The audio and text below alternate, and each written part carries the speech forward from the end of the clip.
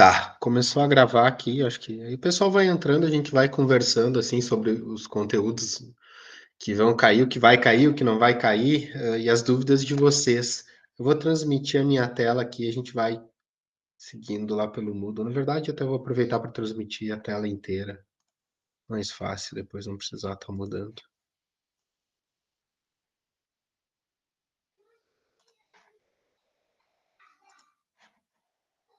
Tá,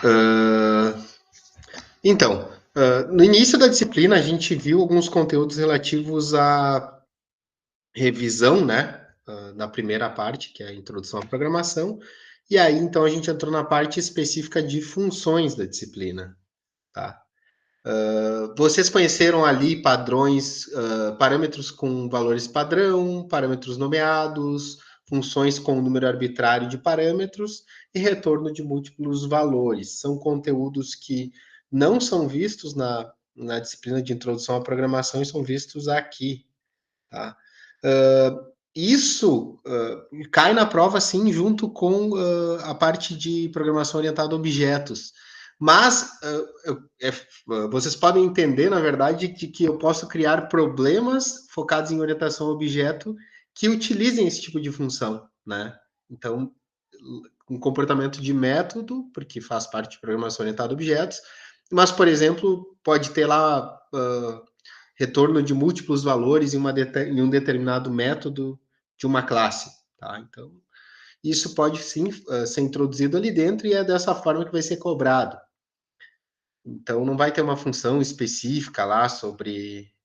Não vai ter uma questão específica sobre funções, né? Vai ser dissolvido no meio do conteúdo de programação orientada a objetos. Importante que ressaltar que a gente não só viu o conteúdo, né? Eu também disponibilizei exercícios, por exemplo, para essa aula de funções, tinha alguns exercícios cobrando o conteúdo específico, tá? Então isso cai sim, mas cai em meio ao conteúdo de programação orientada a objetos. A gente já tinha conversado isso ontem, né? Mas assim, só para reafirmar, a prova vai ser no computador, tá? Dessa vez vai ser. Eu vou ali, vou desligar a internet de cada computador, então vocês vão poder fazer no computador e não no papel.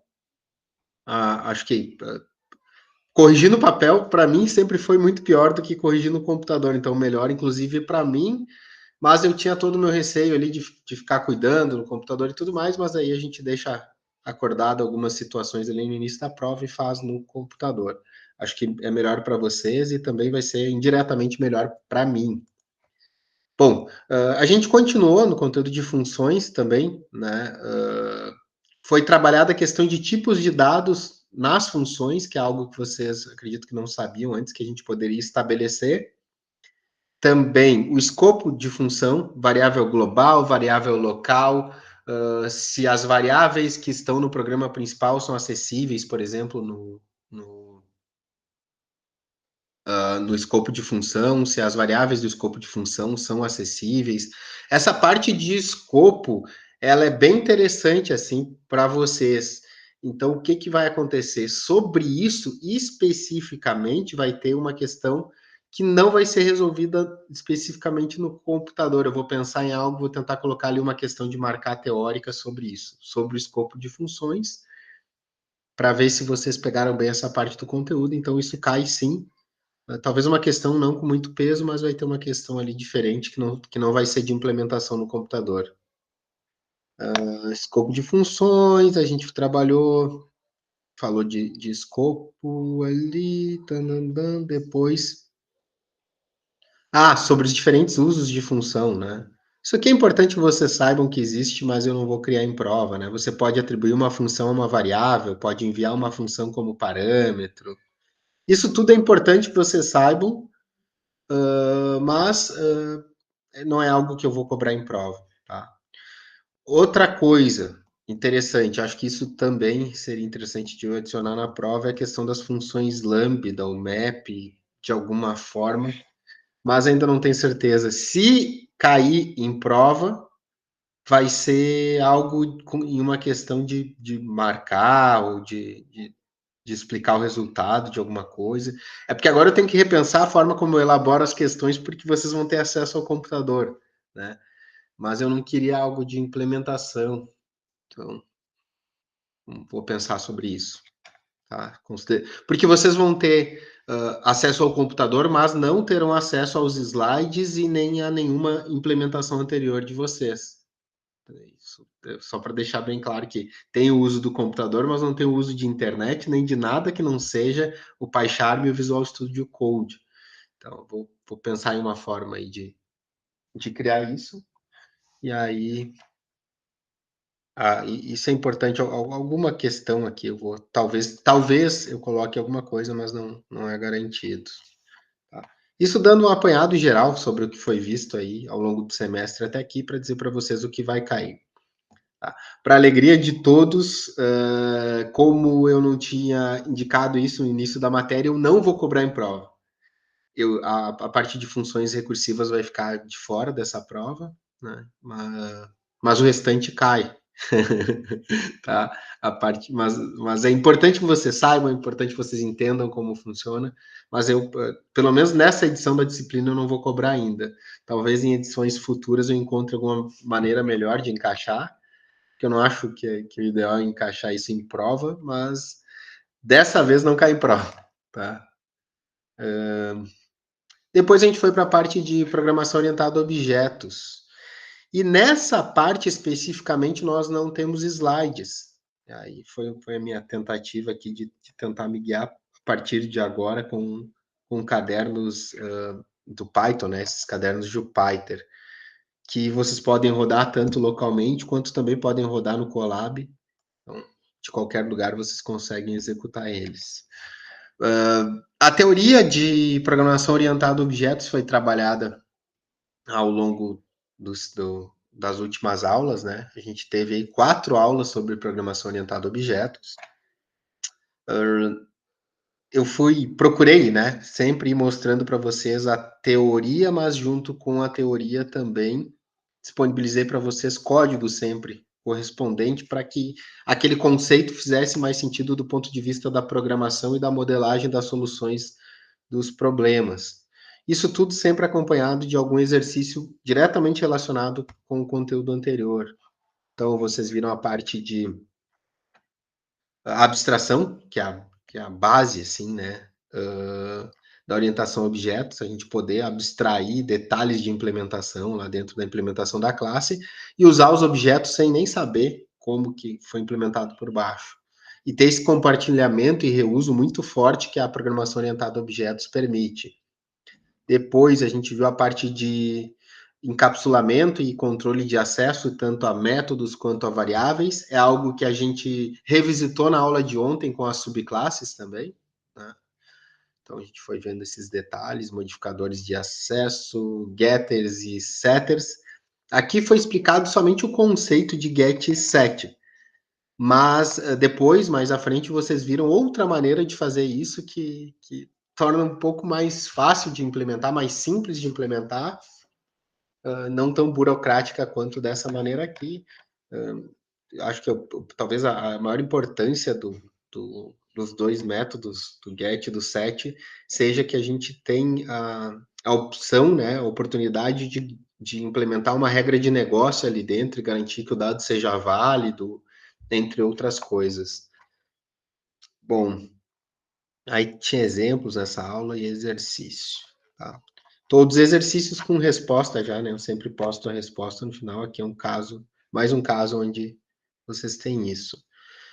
A gente foi para a aula 6, essa aula acabou sendo desmembrada, a gente teve a aula 6 e a aula 7 aqui dentro, né?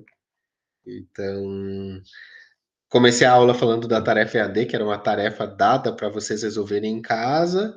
Depois, eu passei para vocês a parte de decoradores, onde vocês aprenderam uma maneira mais fácil de fazer get e set de variáveis privadas, implementando aí as regras de negócio de vocês. É bem mais simples, né? A gente pode colocar ali a questão das propriedades para o get, e aí a gente vai ter um método tendo o comportamento de atributo, depois a questão do set né, que é o estabelecimento ali do setter, que também, né, é um decorador que nos permite fazer a atribuição direta da variável, a gente tem a sensação de que está atribuindo direto, mas na prática a gente está chamando um método. Então, esses dois decoradores aí são muito bons para isso, auxiliam e é uma forma mais fácil de a gente usar essa classe no futuro.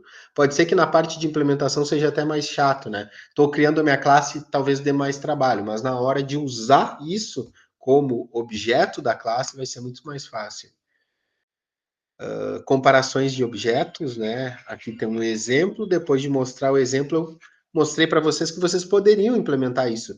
Tanto a comparação quanto quando o objeto é impresso, né? A gente dá um print em objeto da classe. O que é exibido em tela? É exibido o que a gente implementa no método REPR, que retorna uma string formatada. Isso é implementado para as classes int, float, str, e a gente veio aqui e implementou para a nossa. Algumas classes que a gente usa de bibliotecas nem tem isso implementado. E aí aparece lá, por padrão, o nome da biblioteca que a gente está usando, o módulo, enfim. A gente falou da questão da sobrecarga de operadores, né? Vocês podem implementar, por exemplo, o que ocorre na soma de dois objetos da classe que está sendo implementado, o que acontece na subtração, comparação de maior, menor. Existe aí uma infinidade de possibilidades de implementação e sobrecarga de operadores. Quando a gente soma duas listas, a gente produz uma nova lista, né? Corresponde à união das duas listas. Mas por que esse é o resultado? Porque existe uma implementação com sobrecarga de operadores na classe lista. Senão, isso não seria possível. Depois de ver isso, a gente falou desses atributos especiais, né? Que nos permitem ter acesso tanto ao nome da classe quanto do módulo, que depois vem a ser descoberto que é o nome do arquivo, e também a documentação. A determinada classe é documentada, a gente consegue pegar string com a documentação e manipular essa string. Também eu ensino ali a parte de como utilizar o método dir para ver quais são todos os atributos e métodos de um determinado objeto de uma classe, né? Sempre acompanhado de exemplos. A parte também de composição, onde uma classe tem dentro dela um objeto que é de outra classe. Com esse exemplo aqui de que o carro tem um motor, né? Motor é um atributo da classe carro, mas motor ao mesmo tempo também é uma outra classe, e para a gente manipular, a gente instancia um objeto dessa classe. Então, na prática, esse atributo motor do carro é um objeto criado a partir de outra classe motor. Também aí com exemplos, exercício, solução de exercício. A aula 7 foi um desmembramento disso, né? Ah, não, aula 8, na verdade a gente não teve aula 8, eu fiz confusão. A aula 8 é alguns conteúdos que eu acabei deixando de lado, porque senão a gente ia se estender demais, e que não eram, assim, vitais para o aprendizado de vocês, e acabei optando por tirar eles. A gente foi só até a aula 7, então na aula 7 vocês viram, né, que foi ontem, a revisão da aula de ontem. A gente viu a parte de herança, que é bem importante, onde a gente pode herdar o comportamento de uma classe pai em uma classe filho, ou ainda de uma superclasse em uma subclasse, e que existe inclusive a questão de implementar ou não implementar os métodos que são criados originalmente na superclasse e o que acontece, né, qual é o comportamento. Membros protegidos, né? Por que a gente cria variáveis protegidas? Para que elas sejam acessíveis dentro da classe e nas subclasses. Por que a gente cria variáveis privadas? Porque elas são acessíveis apenas dentro da própria classe que criou elas. Então, essa questão de segurança aí foi discutida também. E a gente encerra com o último pilar aí de programação orientada a objetos, que é polimorfismo. E a gente teve bastante, aí fez diferentes exemplos altamente relacionados, né? O polimorfismo traz essa ideia de assumir múltiplas formas. E a gente tem ali classes que herdam da mesma classe, cada uma com suas peculiaridades.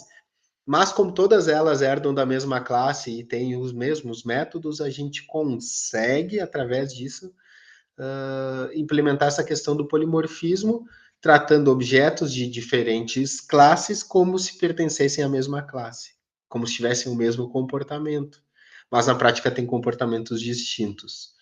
Isso vem da programação orientada a objetos, e se a gente não usasse isso, jamais poderia fazer. Né? Então, todo mundo ali, tem 3 P's, cada um de uma classe diferente.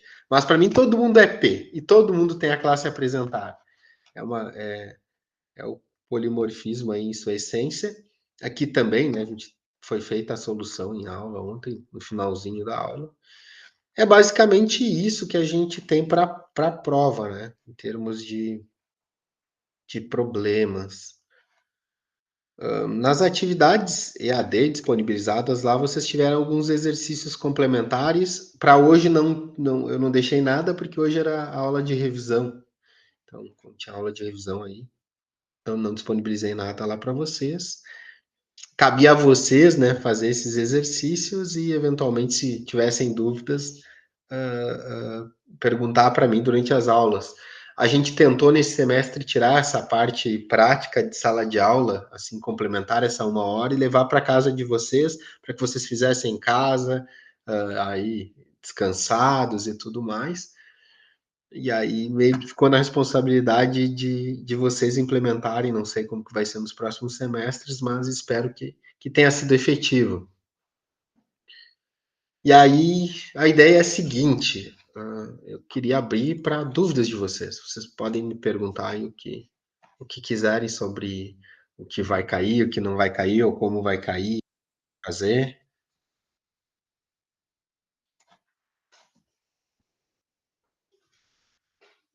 Boa noite.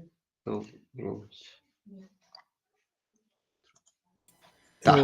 Eu tô pensando, eu não sei ainda o que perguntar.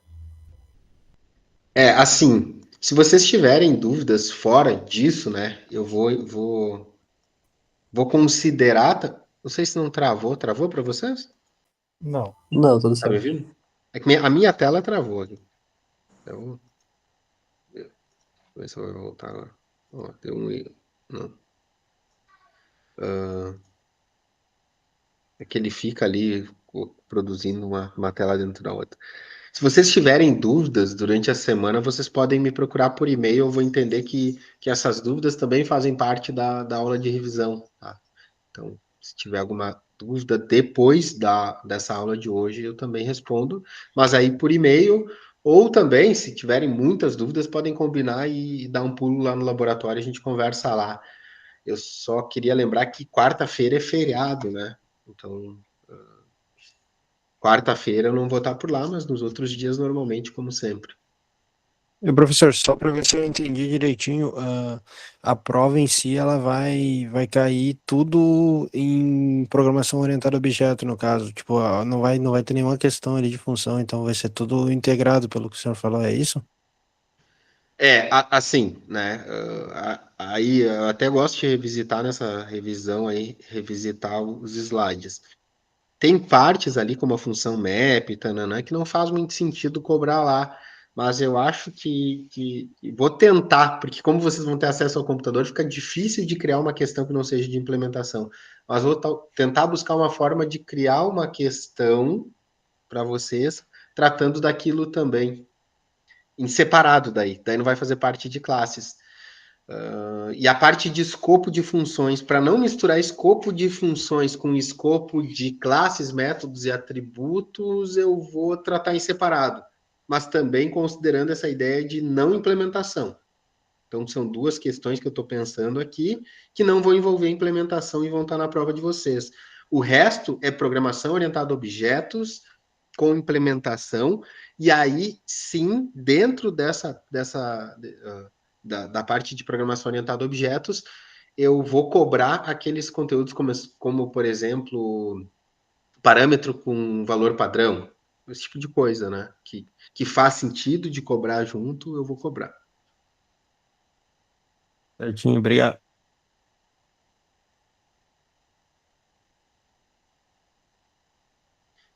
Assim, lá em introdução à programação até dá para dar mais um norte do que cai mais e cai menos, mas é que se vocês pararem para olhar ali o conteúdo de aula, não é muito conteúdo, é pouco conteúdo, ficou bom de estudar. Então, cai tudo, não tem como cortar nada fora. A única coisa que não vai cair na prova é a parte de funções recursivas, isso não cai em prova. Daí na hora da prova a gente vai receber uma folha e vai fazer daí no computador isso. Isso, exatamente. Aham. E aí a avaliação tu vai fazer na hora, a gente vai te enviar pelo Moodle. Sabe que isso é uma coisa que a sugestão que me deram foi de colocar no pendrive, mas eu ainda estou pensando sobre isso, tá? É. Vou decidir. Porque qual é o problema? Se eu parar para avaliar na aula, aí eu perco o controle da sala. Então talvez seja no pendrive mesmo. Não Sim. encontrei uma solução melhor ainda. Acho que vai ser isso. Terminou, eu coloco as soluções no pendrive, em uma pasta com o nome de vocês e deu. Tá, entendi. Se der certo, depois eu vou expandir para as disciplinas de programação.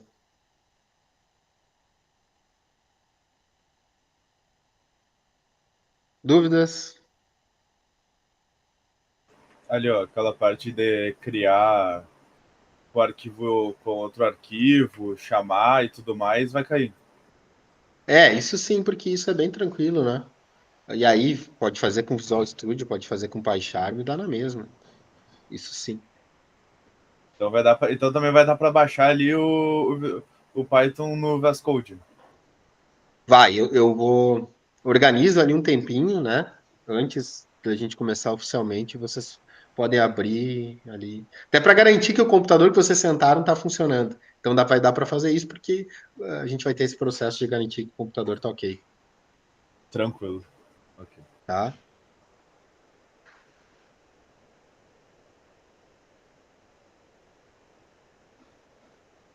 Dúvidas? Acho que praticamente todos os exercícios têm solução, né? Aí dessa vez ficou mais fácil de. Antes, quando a gente trabalhou em introdução à programação e programação para engenharia, tinha a lista de exercícios, mas não tinha a solução dos exercícios da lista. Aí agora tem as soluções ali um pouco mais fácil, tá? Essa questão que o João falou agora foi que foi trabalhado em aula também, né? Cria a classe em um arquivo separado e importa a classe. O importante disso, trabalhem isso em casa, porque na hora vocês podem esquecer de como fazer isso, né? Então, vale a pena aí treinar, digamos assim, né?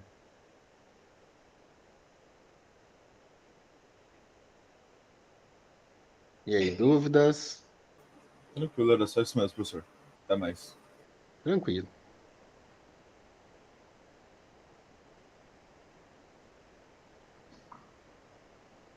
Da minha parte era isso também, senhor tutoria, então. Até mais. Ah, tá bem, então tá, até mais. Tudo certo também. Tá ótimo, gente. Tô feliz que vocês estão tranquilos aí para a prova. Também, professor. Tá bom, eu fico à disposição por e-mail e etc. lá, né? Mas é que não cabe muito ficar resolvendo questões que a gente já resolveu, então eu tô aqui para tirar dúvidas pontuais de vocês. Sim. Eu tô à disposição. Por mim era isso, professor. Tá bem. Até. Não sei. Valeu. Até mais. Até mais. Eita, até mais. Até mais. Eu tenho umas dúvidas sobre Diga. aquela aula que eu não fui. Acho que foi a aula Qual 3, a parte 3 de programação orientada a objetos, que é que foi os membros nativos e sobrecarga, eu acho. que é a aula 6, correto? Isso. Deixa eu subir aqui. A gente vai pela aula, fica mais fácil. Essa parte Tá, sim. tá, perfeito. Eu não, tu tentou dar uma olhadinha aqui no conteúdo ou ainda não deu tempo? Eu olhei por cima, assim, mas eu não entendi muito bem para que exatamente ela serve, assim. Tá, esse aqui é um exemplo com lista, tá? O exemplo com Uhum. lista é um exemplo um pouco mais, acho que aqui tem de comparação. Deixa eu, deixa eu ver se eu tinha algum exemplo mais simples aqui que me auxilie na explicação.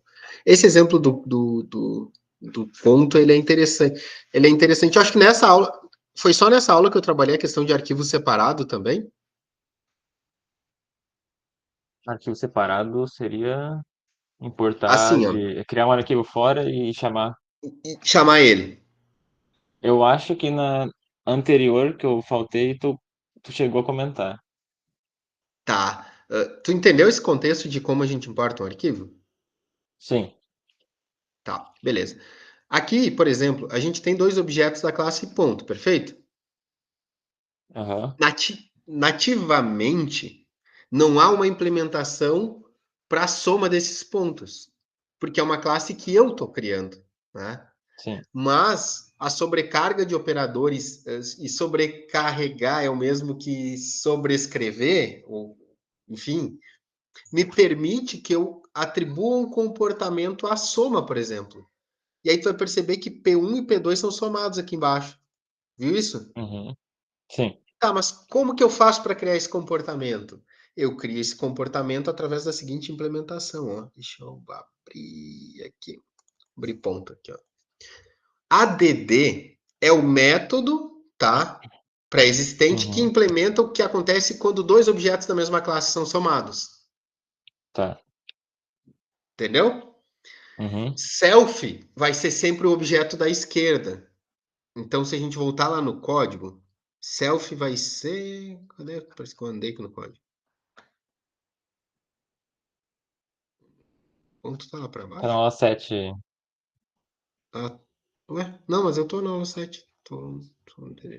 Ué? Aula 6 não é a aula 7, então. É, né? Isso, aula 6. É, tá aqui, ó. Tá aqui o ponto. Então, P1 mais P2. Quando a gente vai implementar lá a classe, o objeto da classe que vai realizar a operação é o da esquerda, tá? Uhum. Quando a gente faz P1 mais P2, quem executa é o da esquerda. Então, quando a gente está fazendo aquela soma ali, é como se a gente estivesse chamando esse método ADD aqui. Tá. E aqui está o objeto da esquerda, que é ele mesmo, P1, e na direita é o objeto da direita, que a gente aqui ocasionalmente chamou de P, mas poderia ser qualquer nome porque é um parâmetro de classe. Então, a soma, na prática, ela não soma, ela chama um método que calcula a soma, entendeu? No Tá. Esse caso, ADD ali existe por padrão. existe por padrão. Isso é um método do Tá. Python que a gente está sobrecarregando ele, entendeu? Uhum. Sim. Aí a gente está Aí, dando um comportamento para soma. se eu quisesse somar mais um, em vez, boto, sei lá, P, vírgula, outra variável. Aqui dentro? Não, aí o que eu E- estou fazendo aqui dentro, né? Esse é o cara da esquerda que é P1 e na direita eu estou passando ali Aham. P2. Aí, como que eu faço a soma de pontos, né? Considerando pontos do plano cartesiano, né? Aham.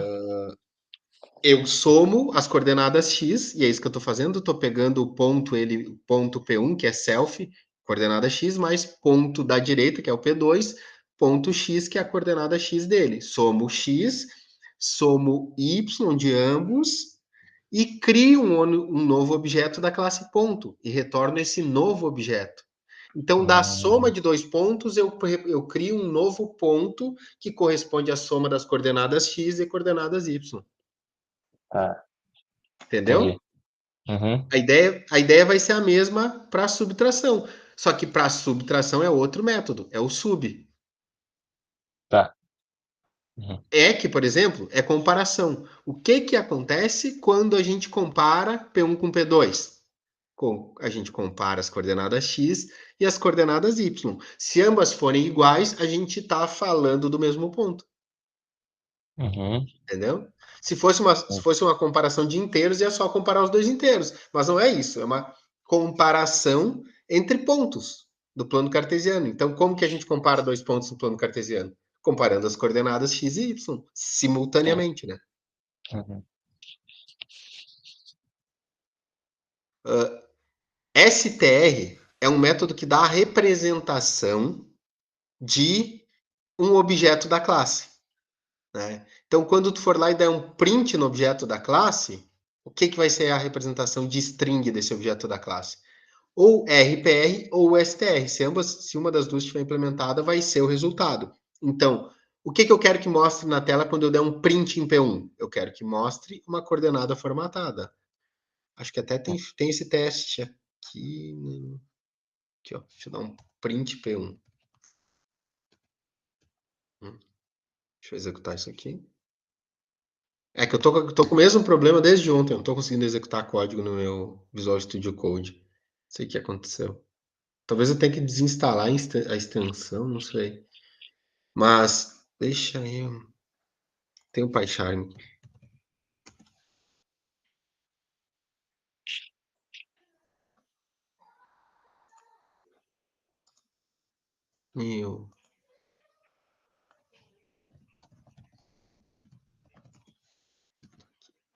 Vou copiar tudo que tem em ponto, Ctrl A, Ctrl C.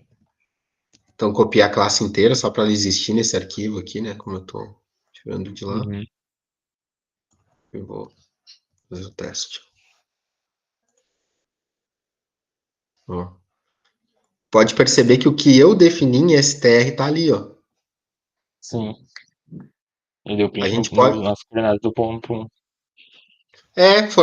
Eu formatei da seguinte forma. Quando der um print no objeto, eu quero que seja assim, ó.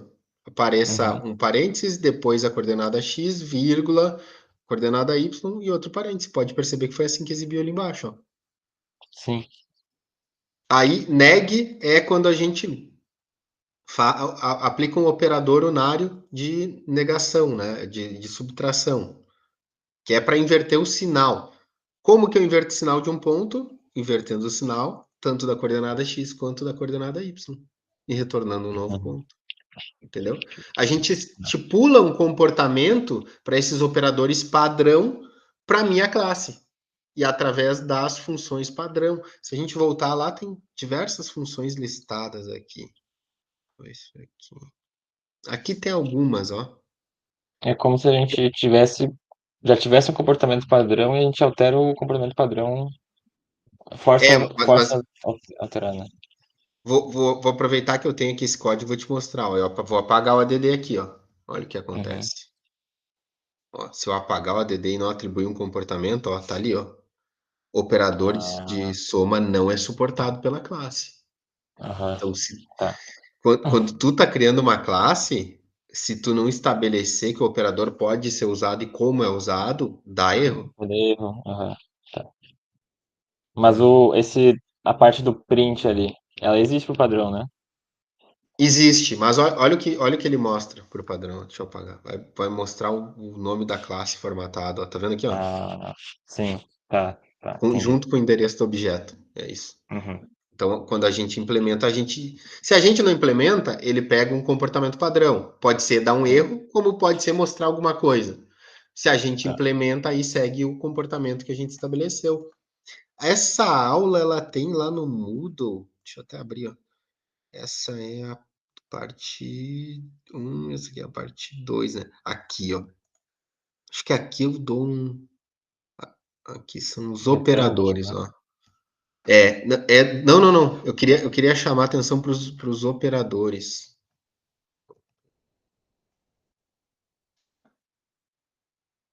Não sei se é aqui. Aqui, ó. Maior, menor, igual, negação, tudo isso aí, ó. Então, aqui Uhum. tem outros, ó. Deixa eu ver aqui, tinha mais coisas. Então, tem várias coisas que a gente pode implementar que são padrão do Python. Até para chamar atenção, eu dou um print nessa aula, mas aqui no. Ó, por exemplo, ó, aqui a gente tem um objeto da classe retângulo, tá? Tá. Se tu for abrir aqui a classe retângulo, ela tem basicamente o método área e o init, né? Aham. A gente não implementou, mas o próprio Python já carrega uma série de comportamentos para ele, ó. Então, vai ter um método class, um del atributo, dict, dir, ec, format, ge, que é maior, gt menor, nananã. Tudo isso daqui já é implementado, ó. Vou tornar ele o screw, ó, size of. Isso tudo aqui corresponde a métodos. Ou Tá. atributos também com valor estático. E aí tá aqui, ó, altura, área, largura. Então, meus atributos e meus métodos também foram listados aqui quando eu listei tudo que tinha naquele objeto. Tá, entendi. Então, alguns já são implementados, outros não são implementados. E aí, isso é um universo, assim, de sobrecarga de operadores, é um universo à parte. Como que eu comparo para ver se um ponto é maior do que outro? Como que eu comparo para ver se um ponto é menor do que outro? Tudo aquilo que tu fez com inteiros, por exemplo, tu pode implementar Uhum. para a tua classe, fazendo sobrecarga de operadores. Em prova eu não vou entrar assim, não vou pedir, eu quero que faça sobrecarga de operadores com um pingo do i lá, né? Mas alguma sobrecarga, talvez até dando um indicativo assim superficial do ADD, entendeu? Dando um norte, né? Então, Aham. sim, com certeza, sobrecarga de operadores, com certeza cai em prova. E o que mais que a gente viu nessa aula? Deixa eu ver aqui para não te deixar. Tá, a parte de uma coisa legal, né? Tu pode implementar a tua lista, por exemplo, ou uma coleção tua. E dentro dessa tua coleção, tu pode estabelecer como vai funcionar quando tu bota os colchetes e manda um índice. Por exemplo, tu poderia criar a tua lista que usa índices de 1 até n, ao invés de 0 até n menos 1. De que forma tu Aham. faria isso?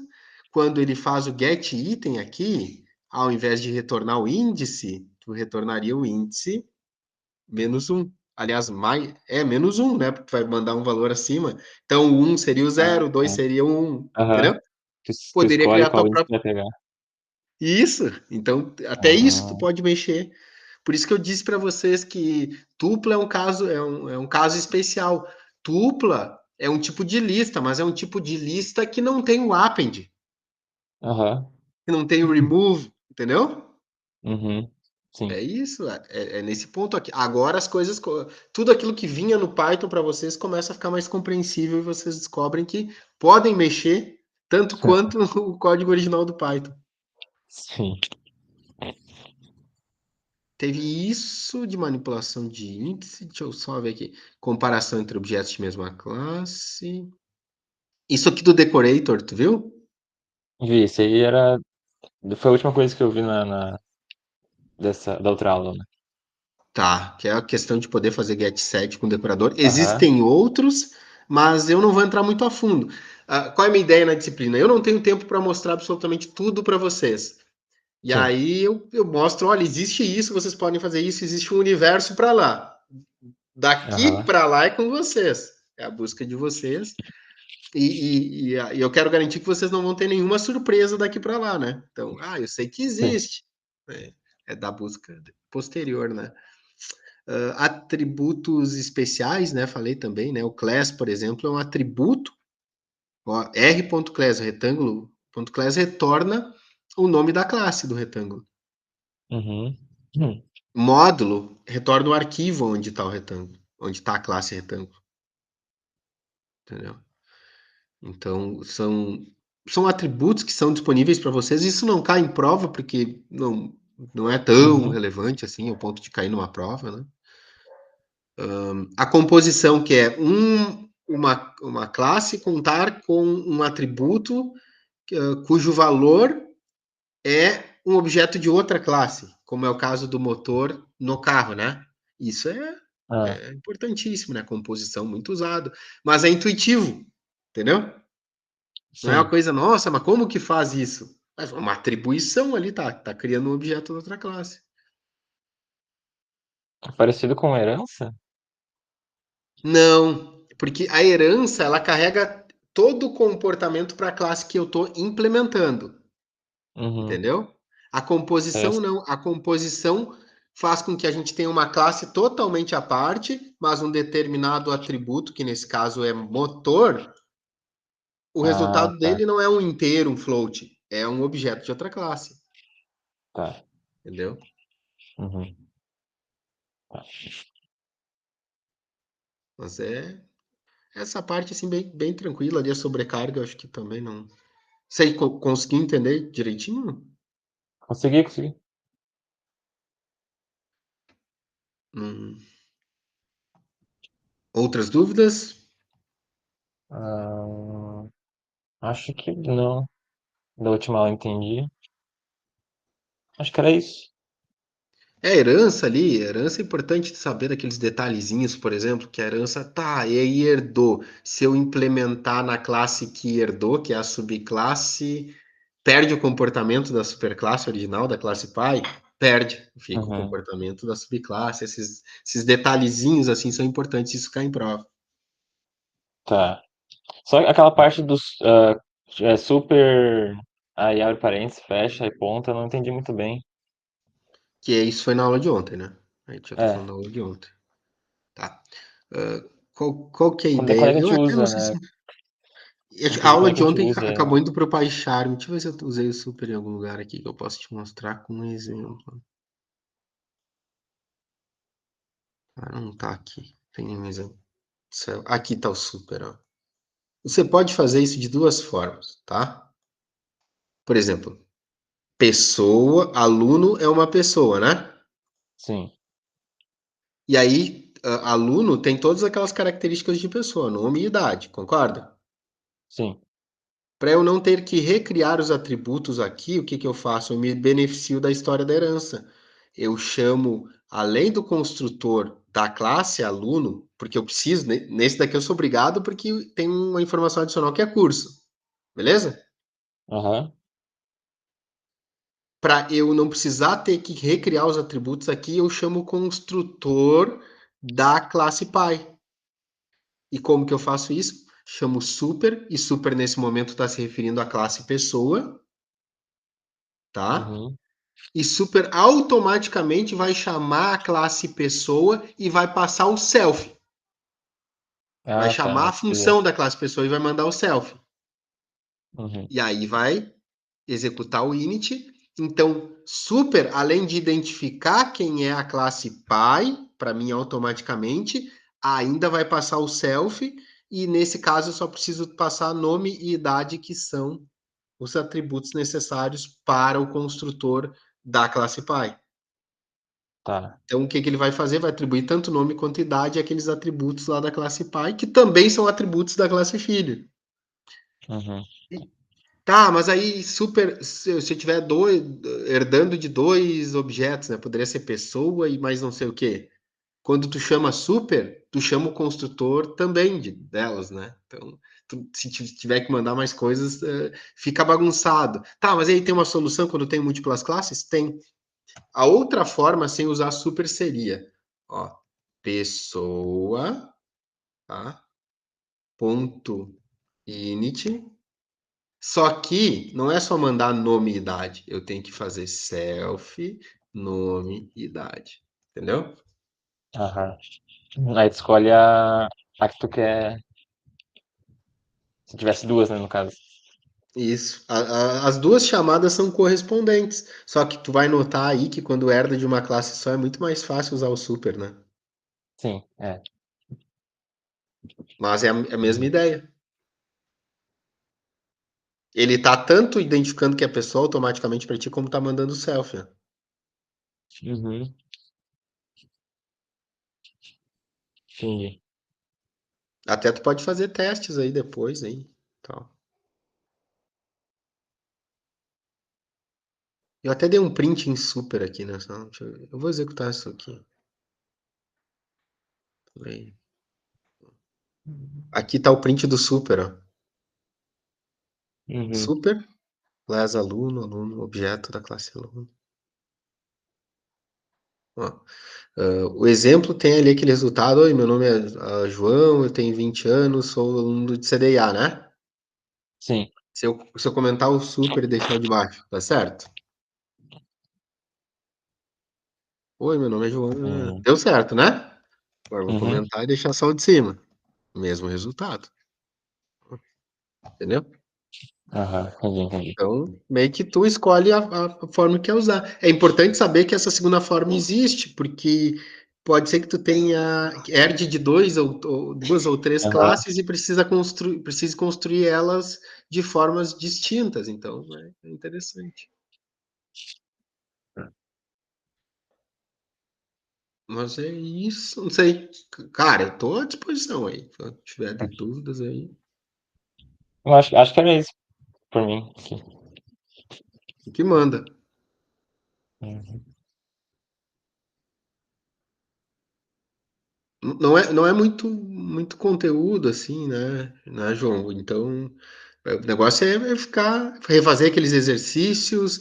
Importante também pode pegar o meu exercício e jogar, por exemplo, para um GPT da vida, pedir para ele criar outro exercício, ou para um Uhum. DeepSeek, para um exercício diferente, pega esse exercício diferente, não acessa o conteúdo da aula e tenta resolver sem o conteúdo da aula. Porque daí tu vai Aham, estar praticando realmente e pode chegar lá na quinta-feira lá e lá não tem material de consulta. sim, Então, ó, é bom ir praticando já sem material de consulta. Uhum. Bem, Era isso, acho. então, tá bom então. Então, um Então, bom final de semana aí. Em seguida eu posto lá também, se tu, o que que a gente falou aquela hora, vai estar disponível lá o vídeo por link do aham, YouTube. Tá bem? tá bom. Obrigado, bom fim de semana pro senhor Então tá, também. bom final de semana. Até mais. Até mais.